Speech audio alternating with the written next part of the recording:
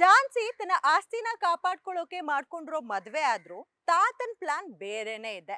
ತನ್ನ ಸಾಮ್ರಾಜ್ಯವನ್ನ ಉಳಿಸ್ಕೊಳಕ್ಕೋಸ್ಕರ ಝಾನ್ಸಿ ಕಾಂಟ್ರಾಕ್ಟ್ ಮದ್ವೆಯನ್ನ ಆದ್ರು. ಆದ್ರೆ ತಾತನ ಆಸ್ತಿಯನ್ನ ಹೊಡ್ಕೊಳೋಕೆ ಮನೆಯಲ್ಲಿರುವಂತಹ ವಿಲನ್ಗಳೇ ಸುಮ್ನೆ ಇರ್ತಾರ?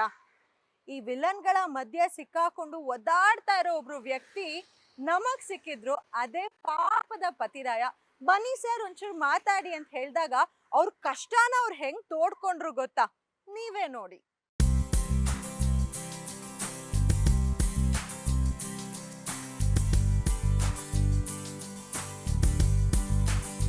ಆಸ್ತಿಗಾಗಿ ತಾತ ಸಂಪತ್ ಕುಮಾರ್ನ ಯಾಮಾರಿಸಿ ಝಾನ್ಸಿ ಮದುವೆ ಆಗ್ತಾ ಇದ್ದು, ಇದೇ ತರ ತಾತನ ಆಸ್ತಿಯನ್ನ ತಮ್ಮದಾಗಿಸ್ಕೊಳ್ಳೋಕೆ ಸಾಕಷ್ಟು ಜನ ಕಾಯ್ತಾ ಇದ್ದಾರೆ.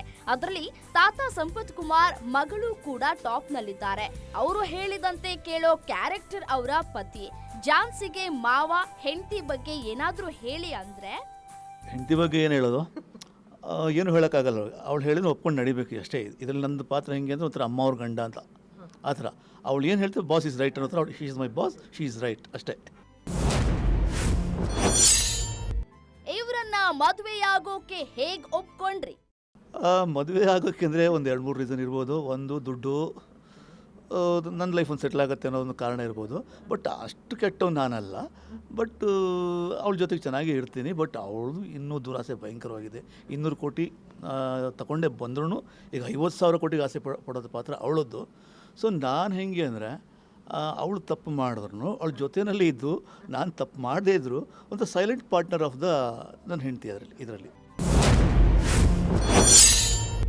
ಝಾನ್ಸಿ ಮದುವೆ ನಿಮಗೆ ಶಾಕಿಂಗ್ ಅನ್ಸಿಲ್ವಾ? ಖಂಡಿತವಾಗ್ಲೂ ಸರ್ಪ್ರೈಸಿಂಗ್ ಅಂತ ಅನಿಸ್ತು. ಯಾಕಂದರೆ ಅದು ಮದುವೆ ಆಗೋವರೆಗೂ ಆ ಮದುವೆ ಬಗ್ಗೆ ಗೊತ್ತೇ ಇರಲಿಲ್ಲ. ಎಲ್ಲೋ ಒಂದು ಕಡೆ ಸುದ್ದಿ ಬಂದಾಗಲೇ ಅದ್ರ ಬಗ್ಗೆ ನಮಗೆ ಡಿಸ್ಕಷನ್ ಸ್ಟಾರ್ಟ್ ಆಯಿತು. ಸೊ ಆವಾಗ ಏನು ನನ್ನ ಹೆಂಡತಿ ಯೋಚನೆ ಏನು ಅಂದರೆ, ನಾವು 200 ಕೋಟಿ ತೊಗೊಂಡು ಬಂದ್ವಿ, ಬಟ್ ಈಗ 50,000 ಕೋಟಿ ನನ್ನ ಅಪ್ಪನ ಹತ್ರ ಇದೆ. ಸೊ ಝಾನ್ಸಿ ಮದುವೆಯಾಗಿ ಯಾರನ್ನೋ ಮದುವೆ ಆದರೆ 50,000 ಕೋಟಿ ತಪ್ಪು ಹೋಗುತ್ತೆ. ಸೊ ಅದು ತಪ್ಪು ಹೋಗಬಾರ್ದು ಅನ್ನೋ ಒಂದು ಉದ್ದೇಶ ಇಟ್ಕೊಂಡು ನನ್ನ ಮಗನ್ನ ಆ ಝಾನ್ಸಿಗೆ ತಂದ್ಕೊಳ್ಳೋಕ್ಕೆ ಒಂದು ಟ್ರೈ ಮಾಡ್ತಾಳೆ.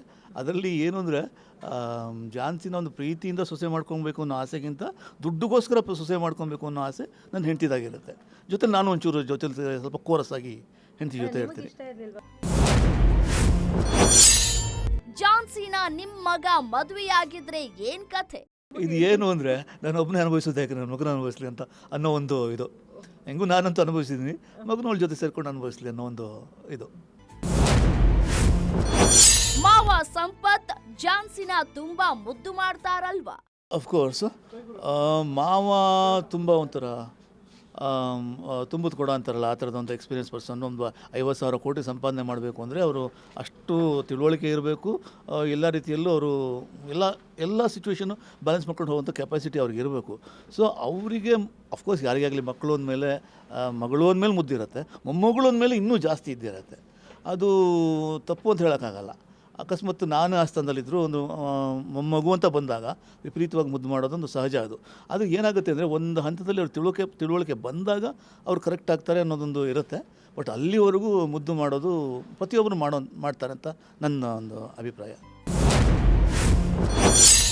ಮುಂದಾದ್ರೂ ಹೆಂಡತಿನ ಜೋರ್ ಮಾಡೋ ಸಾಧ್ಯತೆ ಇದೆಯಾ? ಕಾಯ್ತಾ ಇದ್ದೀನಿ ಆ ಥರದೊಂದು ಚಾನ್ಸ್ ಸಿಗಲಿ ಅಂತ. ಸಿಕ್ಕಿದಾಗ ಖಂಡಿತವಾಗ್ಲೂ ಆ ಚಾನ್ಸನ್ನು ಮಿಸ್ ಮಾಡಲ್ಲ. ಸಿಕ್ಕಿರೋ ಅವಕಾಶ ಬಿಟ್ಕೊಡೋದು ಖಂಡಿತವಾಗ್ಲೂ ಬಿಟ್ಕೊಡೋದಿಲ್ಲ ಸರ್. ಒಂದ್ಸಲ ಏನಾದ್ರು ಜೋರ್ ಮಾಡೋದಾದ್ರೆ ಹೆಂಗ್ ಮಾಡ್ತೀರಾ ಅಂತ ದೊಡ್ಡ ಡೈಲಾಗ್ ಕೊಡಿ ಸರ್.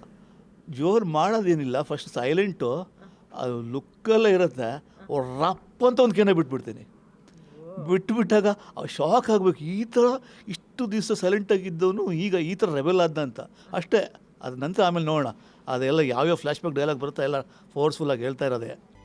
ಝಾನ್ಸಿ ಅಂದ್ಕೊಂಡಂತೆ ತಾತನನ್ನ ಮೆಚ್ಚಿಸಿ ಎಮೋಷನಲ್ ಗೊಂಬೆಯಂತ ಹುಡುಗನನ್ನ ಮದುವೆಯಾಗಿದ್ದು ಆಯ್ತು. ಈಗ ತಾತನ ಮೆಚ್ಚಿಸೋಕೆ ಫಸ್ಟ್ ನೈಟ್ಗೂ ರೆಡಿಯಾಗಿದ್ದಾರೆ. ಇದು ಕಾಂಟ್ರಾಕ್ಟ್ ಮದುವೆ. ತಾತನಿಗೆ ಝಾನ್ಸಿ ಮೋಸ ಮಾಡ್ತಾ ಇದ್ದಾಳೆ ಅನ್ನೋದನ್ನ ತಾತನಿಗೆ ಗೊತ್ತಾಗೋ ಹಾಗೆ ಮಾಡಿ ಆಸ್ತಿ ಲಪಟಾಯಿಸೋಕೆ ಕಾಯ್ತಿರೋರ ನಡುವೆ ಕತೆ ಈಗ ಮುಂದೆ ಸಾಗಿದೆ.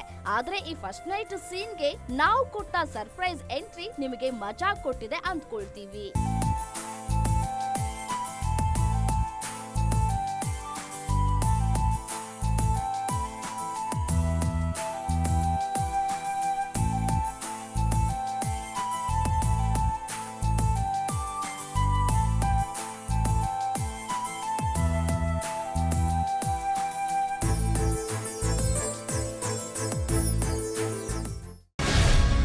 ಗ್ಯಾರಂಟಿ ನ್ಯೂಸ್, ಸುದ್ದಿ ಖಚಿತ, ನ್ಯಾಯ ನಿಶ್ಚಿತ.